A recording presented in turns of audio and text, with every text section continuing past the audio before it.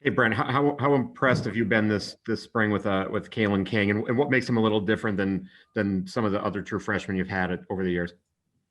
Yeah, he's got exceptional skills. He's very confident and mature for a freshman, and he's got great instincts. His instincts remind me of Parsons a little bit. It just comes really easy to him, and he's shown that from practice one. I don't think there's been a practice go by that that we haven't seen some highlights from him. He's still learning the position as far as schematics and some techniques. Terry's done a nice job with him, but he's got a really good skill set, very mature, very confident, and great instincts. Tyler Donahue next. That's the biggest concern this spring is making sure that.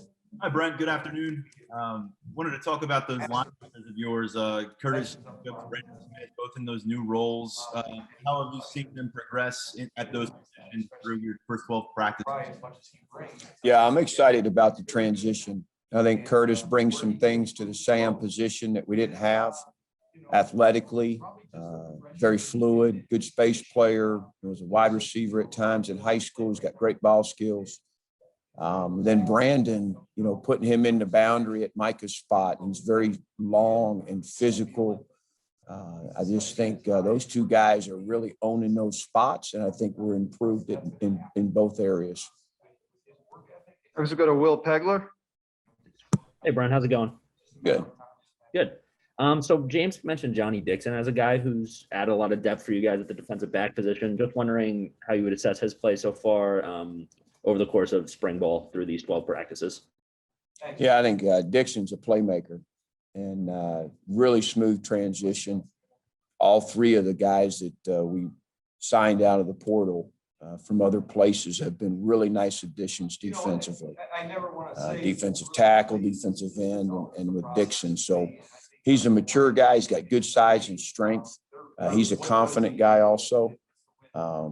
And a good skill set. So I'm excited that he's here, and I think he's only going to, get better and better as he learns our system. And he's a guy who's got flexibility. He's got some safety qualities. He's got corner qualities. He's playing some at the nickel spot. So he's going to play a lot of football for us. Nate Bauer. Hey, Brent, how are you? What's up, man? Not much. Hey, Ebikidi, I'm just curious what. I can't believe you pronounced his name correctly. You rehearsed that. I might have. I don't know. Yeah. We just call him AK. If you asked me to do it again, I think I would probably mess it up. Yeah. So anyway, what has he kind of shown you this spring, and what do you think his potential is for the season? Again, I'll say this about those three guys that came in: great teammates, great guys, character, workers. All the things that you want. Sometimes when you step outside your program and sign a guy that's a transfer, you just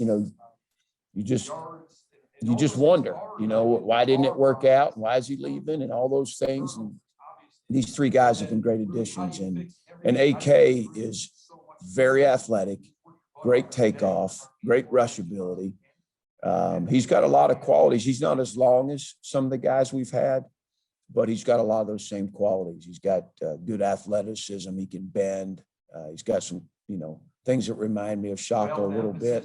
Some things that remind me, of some guys we've had. So he's just a mature guy that is a good student of the game and has a good skill set as well. So he's going to play a lot of football also. Go back to Tyler. A couple of guys we got this week on Nick Barber and PJ Muffin.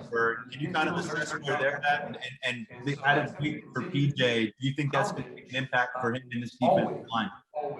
Yeah, PJ Mustafer is one of the most driven guys on our football team right now. Tremendous worker. He has tons of experience. He's got strength and power. And he understands his position. He's mastering his craft, and he's a tremendous leader for us. So I'm excited about him. I think the weight's been good. Sometimes you worry, but he seems to carry it very well. He's not going to get knocked around in there. I promise you that. And he's got nice athleticism. I think there'll be an upgrade there. But and then Nick Tarburton is one of my favorite stories. A guy that has really battled some injuries and just as stayed tough and stayed physical and committed and determined, and he's one of the tougher guys on our football team. And to see him having the success and the spring that he's had, makes a lot of us, smile. He's just a great guy, super tough, mature, great hand placement, details, not the most talented end at the position, but can be as productive as anybody. He's just a good student of the game, great details, and very tough. So great story, really happy for him right now and the success he's having. He's going to play a lot of football for us. Go to John Petishnock next. Hey, good afternoon, Brent. Appreciate the time today. Yes, sir. Hey, James talked about how much it meant to him to have fans back in the stadium, the band, and have a little bit of the normal, atmosphere, emotionally, maybe even mentally. What did it mean to you? And could you get a sense of what it meant to the players to have, fans in the stadium and have a little bit of that atmosphere back today? Yeah, to backpedal a little bit, last fall, I don't know, show my age here, but there was a lot of times you run out of that tunnel and it was like an Alfred Hitchcock show, a Twilight Zone. It was just weird coming out of that tunnel and nobody in those seats. And, just the energy today that number of fans provided was outstanding. Our guys feed on that stuff. That's a big reason a lot of our guys come to Penn State is the environment they get to play in. So, just great. I'm so appreciative of everybody coming out and supporting these guys. And, it's just outstanding to get a little taste of what hopefully we'll get back to in the fall. And the guys, it meant a lot. I think it was for the guys that were out there last fall, that was a tough situation, being in a 107,000 seat stadium with nobody in it. So it was nice today. Back to Donnie Collins. Brent, how excited are you guys to get a third year with Brisker, and how much does his experience now in the system kind of give you guys a chance to take advantage of some of his versatility? Yeah, he's a vet now. He understands our package, to be honest. Brisker's a guy that could play corner, could play field safety, boundary safety, and nickel. And if we had another year after this one, we'd play him some at will linebacker too. He can do it all. He's got a great skill set. He's got corner, feet, and hips and speed, but he got a safety body, and he's physical and, can mix it up in the run game as well as be one of our best cover players. So I'm super excited that he returned. He is a tremendous worker. He didn't come back. Him and Castro Fields, they didn't come back to kind of, sit on the sideline and just wait for the fall. They have worked their tails off and are holding people accountable. And they came back not just for themselves, but for this team and to win a championship. So excited about both them guys. Nate Bauer. Brent, I know the rules have changed a little bit over the years where you're not just finishing spring practice and then see them again in August. But I'm curious if you could set a few goals for the summer months for this group, what would they be? Yeah, I think we got to continue to build our identity as a defense. And part of that right now is accountability. We weren't very accountable last fall. Guys too often, not playing in the framework of the defense. And that's on me and that's on the guys. And we're all taking ownership and we're committed to being more accountable with everything right now, not just on that field, but the details off the field and in the classroom and, doing the things that are asked of us. So I think we're making big strides there, but all summer long, that's going to be a point of emphasis. And again, we have the best strength and conditioning program in the country. And what those guys do in the summertime as far as speed enhancement, explosiveness, and putting the right kind of strength on, that needs to happen. We've got some guys that need to gain some pounds. We got some guys that need to get stronger. And we got a couple guys that we hope to, get a little bit quicker. So that's the type of things we'll be looking for. I think Coach mentioned, in the summertime, you get a lot of scale work. Those guys go out there on their own and do a bunch of stuff, and they know what coverages we'll need to work on. and you know, the challenges and the weaknesses to some of them, and make sure that we spend some time in those areas. Time for a couple more here. We'll go T Frank and then we'll wrap it up with Tyler. Hey, Brent, good to see you again. How you doing? Good, man. You too, Frank.